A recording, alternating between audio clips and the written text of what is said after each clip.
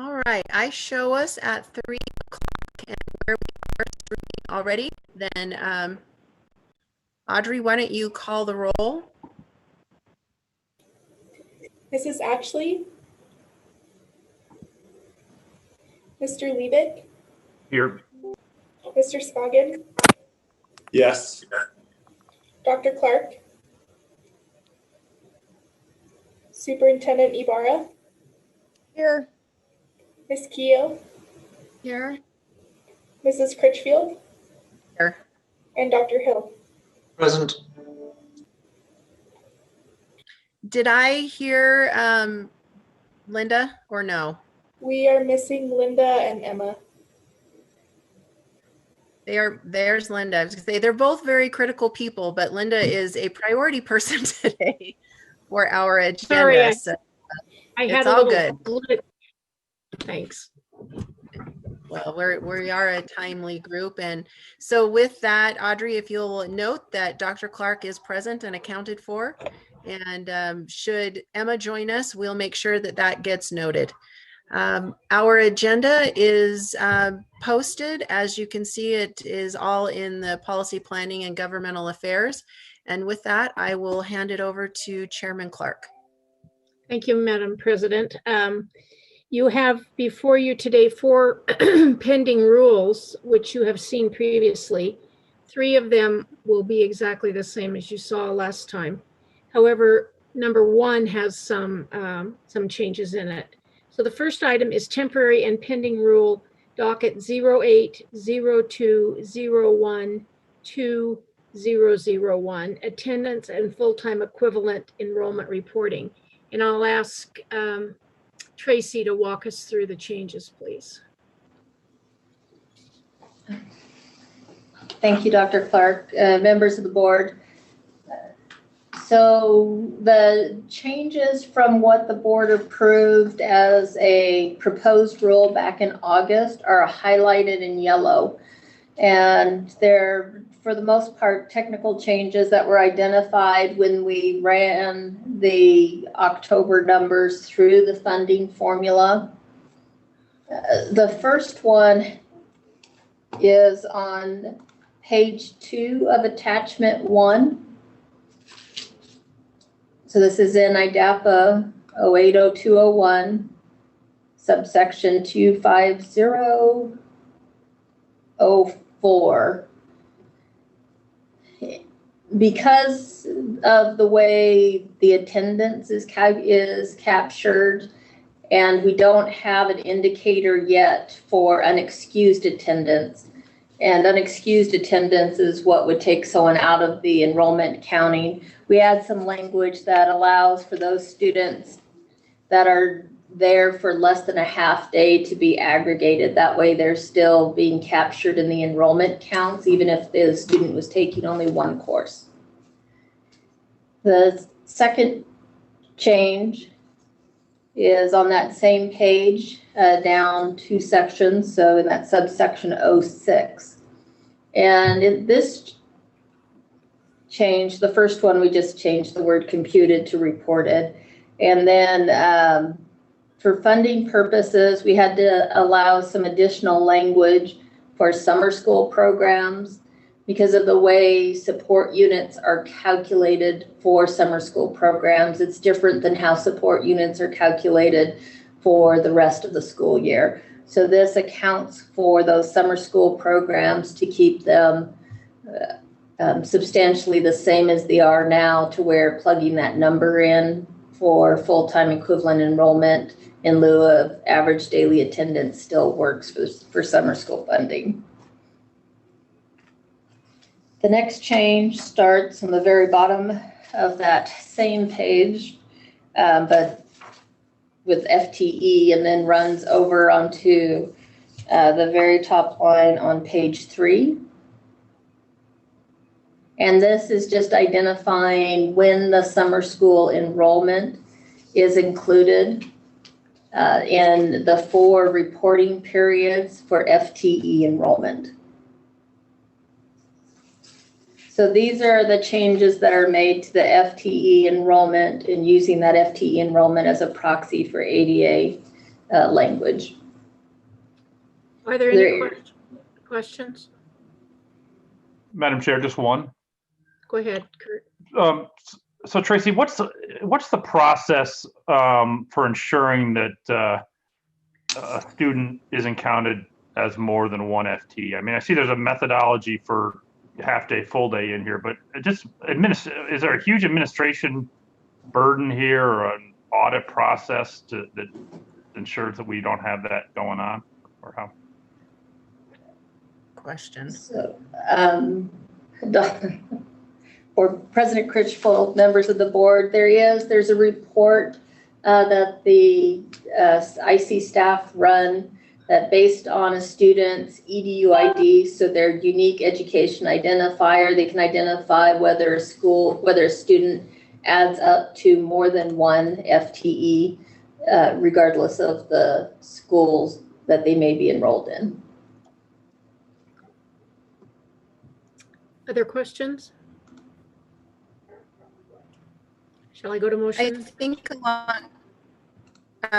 just real quick, Linda, I think along the same lines as Kurt's question, I think it would be worth having a brief explanation of how, sorry, I'm playing through this in my mind. With the enrollment change, I know that there have been some questions relative to how that is tracked and how that's reported. And I know that I had asked some questions offline prior to this meeting that I think would be important explaining how that's tracked. And I believe that I see Julie is available on the call.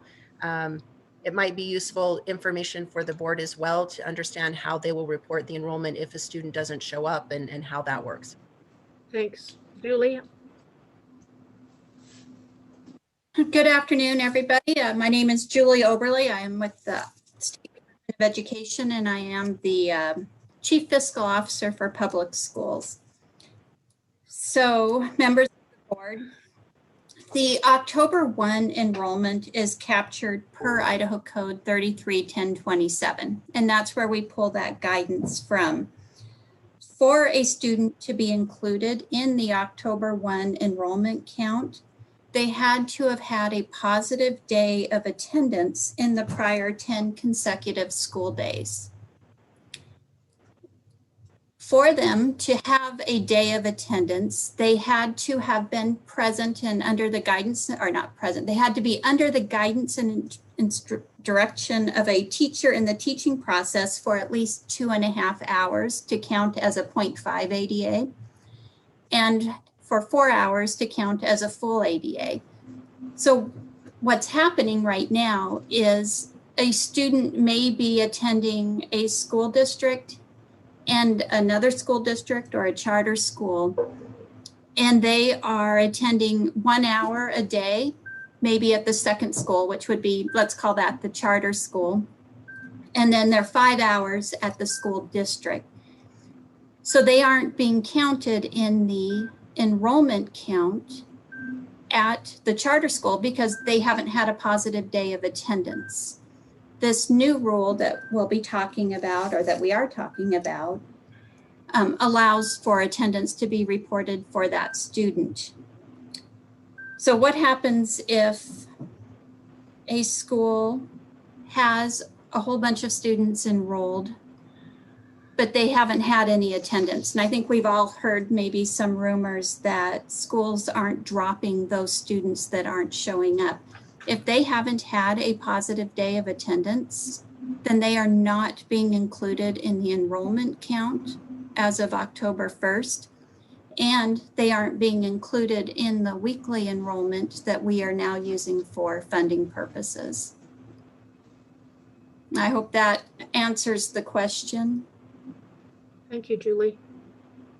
Are there other questions? Well, just one follow-up. So what's our level, I know the superintendent pushed hard for LMS systems and in all the districts. I mean, clearly if we have dynamic information systems, we should be able to track whether kids are actually in school when they're learning virtually. But I'm just wondering, to the extent we're depending on some accountability system, I mean, how confident are we that school districts actually know if kids are showing up when they're in a virtual world? If that makes sense. This is Julie Oberle. If that question was addressed to me, we are relying on the attendance being reported for that student. My understanding is they have to be showing, adequate progress. They have to have been in contact with the teacher. And I'm sure if we were to look at each individual school district and charter school, that might be slightly different. But I might have to defer that question also to share it with the superintendent. It was really it wasn't a direct question. It's more a lingering concern I have that if these districts have had to shift so quickly to virtual that the accountability systems we used to have around, we used to know the kids were actually sitting at their desk. You could see them, you could track them. I just have a real concern here that because districts have had to shift so dramatically that we really don't know as much as we need to know about engagement and showing up, if that makes sense. So it really seems to come down to the question of, do students log on? Is there an attendance protocol for the online or virtual opportunities? Short of an LMS, is that even possible? Madam Chair, if I could just add, Please. not to beat a dead horse, and Kurt, I appreciate you saying that, but that was one of the reasons that I pushed so hard for a learning management system, is because we kind of saw the enrollment issue being a problem, because Linda's right.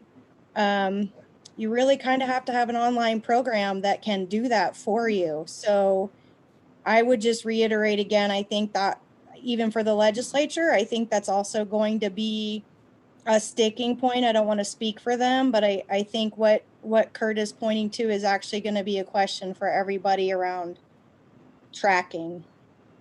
Would it be prudent for us through the K-12 Council, since we have the presidents and vice presidents of the regions, to ask them to do a survey of their school districts with simple questions about how do you take attendance in the online environment? Do you have a system that allows you to do that? At least we would have the information.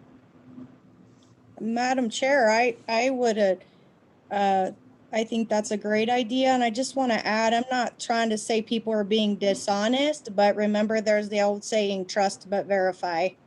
So I think that would be great.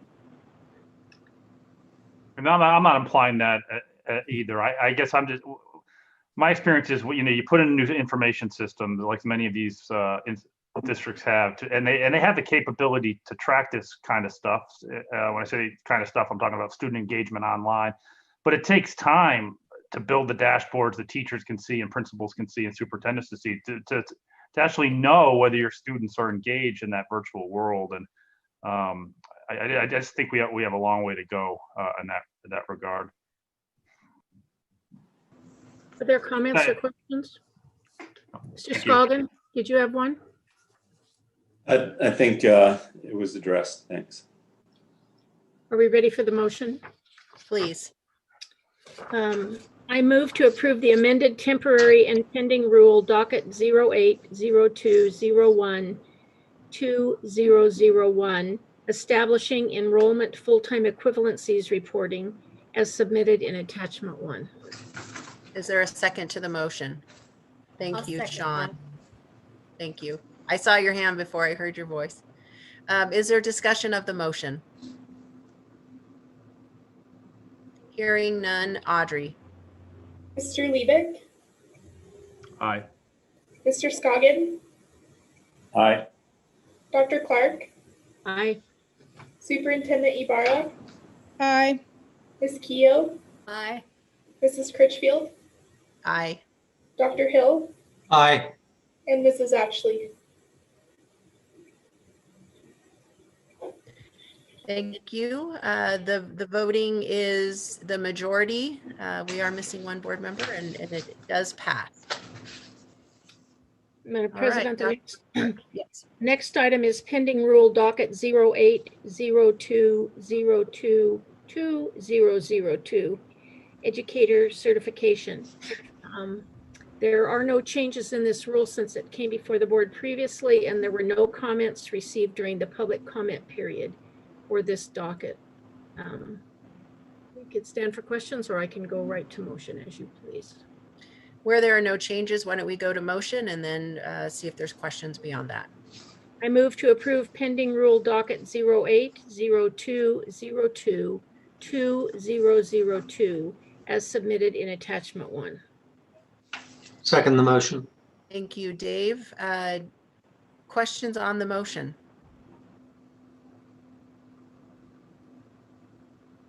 Hearing none. Audrey? Mr. Scoggin, Aye. Dr. Clark, Aye. Superintendent Ibarra, Aye. Ms. Keough, Aye. Mrs. Critchfield, Aye. Dr. Hill, Aye. Mrs. Ashley,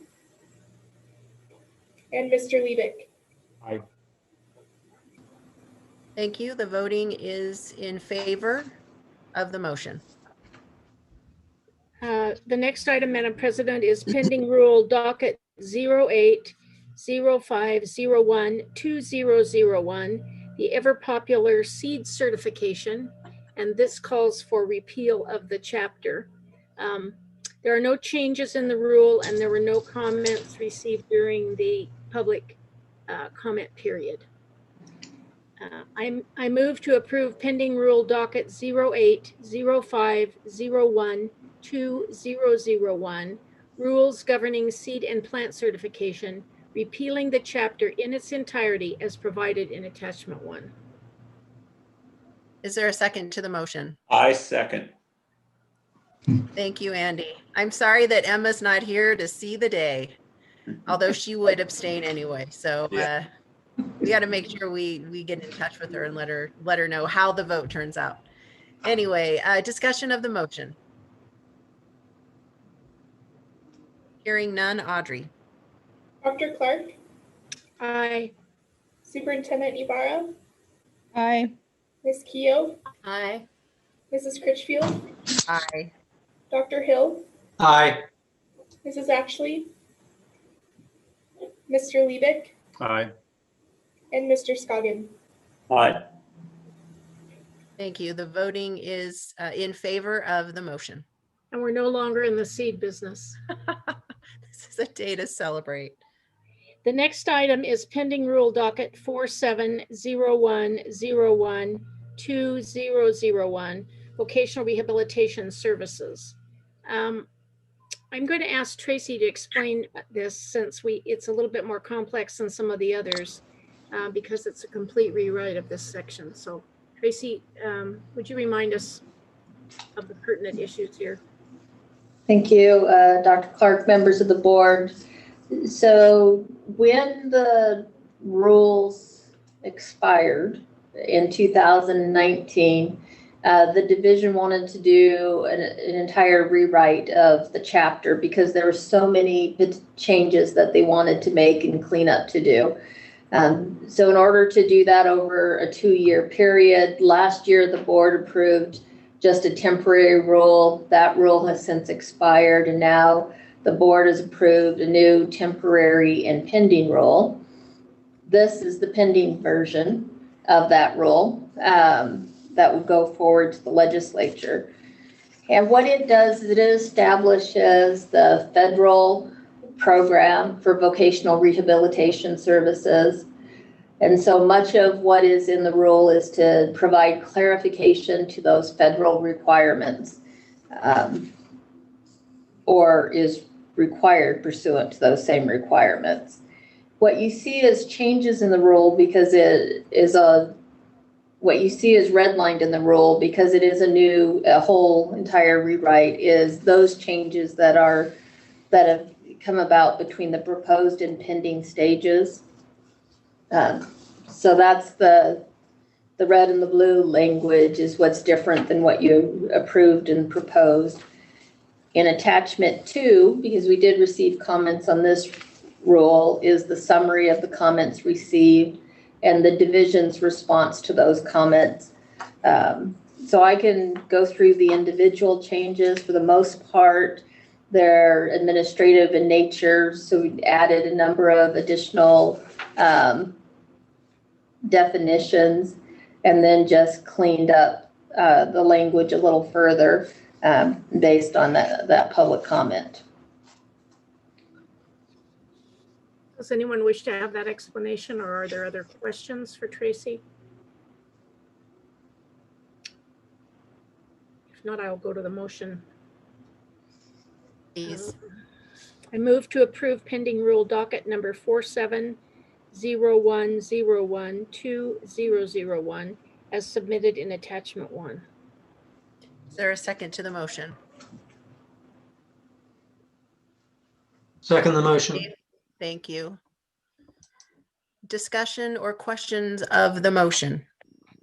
Madam Chair, just a process question. Please. So I noticed when we get written public comment, which was summarized in the appendix here, do we actually get back to the individual who provided us with public comment for the reason why we either accepted or didn't accept it, or is this the forum by which an individual who provided public comment would see the response to their suggestion? Tracy? Or both? Thank you, Dr. Clark, members of the board.